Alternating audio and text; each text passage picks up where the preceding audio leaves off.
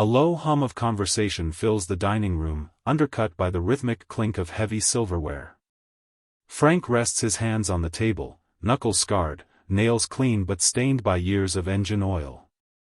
He looks at his daughter, then back to the room, sensing the subtle, irregular hitch in a nearby woman's breathing.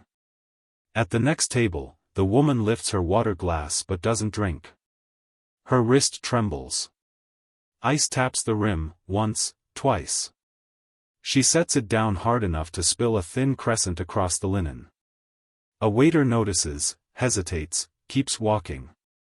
Frank's daughter stops chewing. Frank is already watching the woman's shoulders, too high, too tight, the shallow pull of air that never settles. Her other hand presses at the base of her throat. A chair leg scrapes. Someone murmurs for the manager. Frank folds his napkin, lays it beside his plate, and rises without haste, like a man answering work. Frank reaches her before the waiter does. He crouches beside her chair, one hand on the tablecloth so he doesn't crowd her. He sees blotchy redness climbing her neck, the swell beginning at her lips. "Ma'am. Can you talk?" She tries. Nothing comes but a dry wheeze. Frank turns to the room without raising his voice. "Call emergency services. Now. Check her bag for an injector." The waiter just stares. Frank's daughter is on her feet, lifting the woman's handbag from the chair. Frank catches it, unzips the side pocket, and finds the injector under a receipt book and keys. He checks the label, pulls the safety cap with his thumb, and presses the tip into the outer thigh through the fabric of her slacks. A click.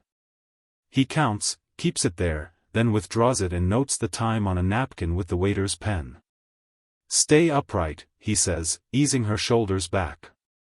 Slow breaths. A cook leans out from the pass. Two servers hover with glasses of water. The woman drags in one ragged breath, then another, deeper than the first. The room goes still except for the tick of cooling plates. The manager bursts through the kitchen doors, tie loosened, apronless, phone in hand.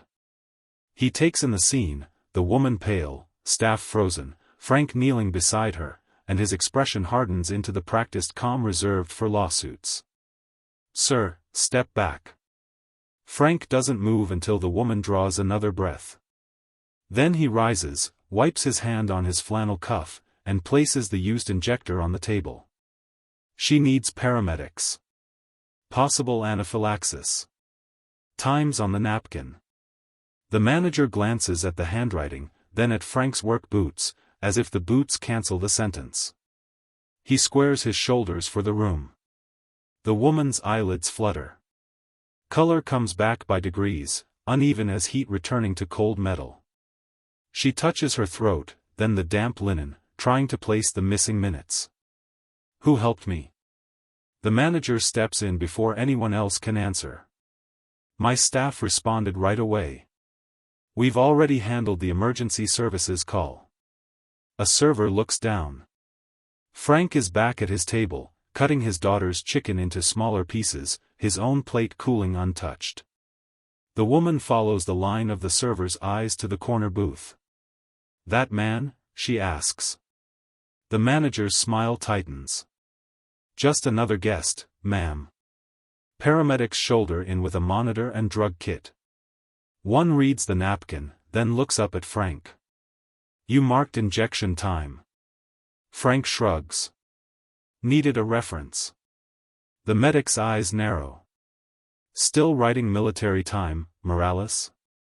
A few heads turn. The woman steadies herself on the tablecloth. "Morales? Frank Morales?" He gives a small nod. Her breathing is cleaner now, voice rough but certain. "You trained under Dr. Levin at County." The manager's phone lowers an inch. The medic checks her pulse. He also taught half this city how not to panic. For the first time, the manager looks at Frank instead of through him. She walks past the manager and stops at Frank's table. "You saved my life." Frank shakes his head once, glancing at his daughter. Just caught it in time. The manager stands stranded behind polished shoes and dead air.